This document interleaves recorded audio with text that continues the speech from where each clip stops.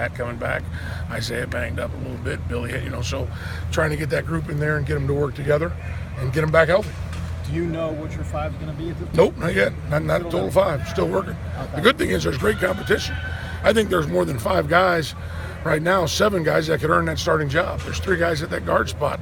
Knox and Burrell and Michael Jordan, they're all doing excellent at that spot. It's a shame losing Brady Taylor. He was doing good at center.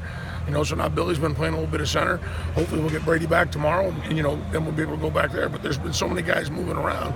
But yeah, I got a pretty good feel that there's 7 or 8 guys that could challenge for that spot by the time we decide to name them. How much of a hindrance has it been that Pat hasn't been able to go that much, and how close is he to being 100%? Well, I think he's 100%. I think we're just bringing him along slow. He's been in the past couple days doing some things, and you notice a little bit of solidification when he's in there making the calls, the confidence, and those kind of things. So that's been really, really pleasant the past couple days. And I think moving forward, he's going to take more and more reps and get back in there. And that's the anchor to solidify those things. Everybody's got a lot of confidence in him, and I'm talking about those guys, not only us, but the players that are around him have confidence in him being in there. What's Isaiah's issue? Just he got a bum leg for a second, but he'll be back. He was out there today running around pretty good. We just want to make sure he's good. In the spring, I asked you about finding not only the 5 but the 6th offensive lineman, and I think you said it'd be nice to have a guy who could play both tackle and guard if possible.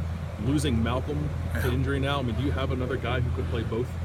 If in a 6-man role, who's capable to play guard and tackle? Not right now. There's a couple guys that can play tackle. I'm really pleased with Bowen and how he's come along. That's given us another tackle out there.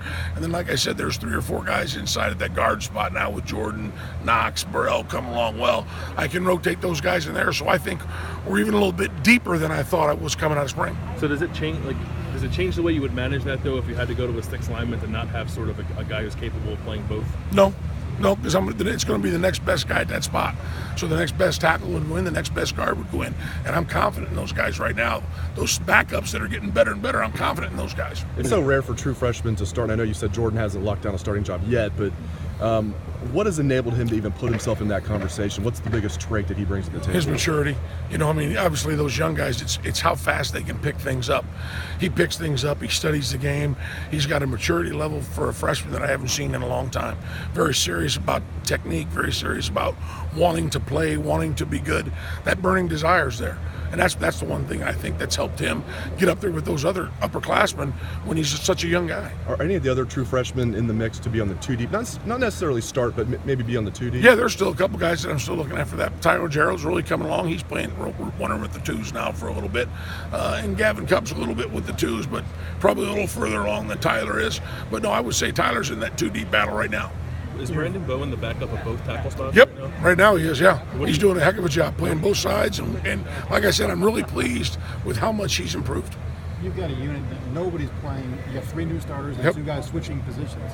How daunting is that a task for a linebacker? It's a heck of a daunting task. You know how it is. The number one thing up front, I think, is experience. All right, so we don't have a lot of it. We got some new guys coming in there.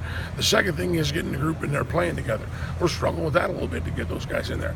But I am so excited about how the Bowens, the Knoxes, the Burrells, those second-string guys providing depth is what I was really concerned with going through the summer, and I could not be happier with where they are right now. So that makes it a little easier. Your voice is a little raspy. Is that you doing a little yelling out there? I'm just saying at church. How was Malcolm coming along before? He was really doing well. It's a sad thing for that kid. Again, he's been through a lot. He was working so hard. He was doing good.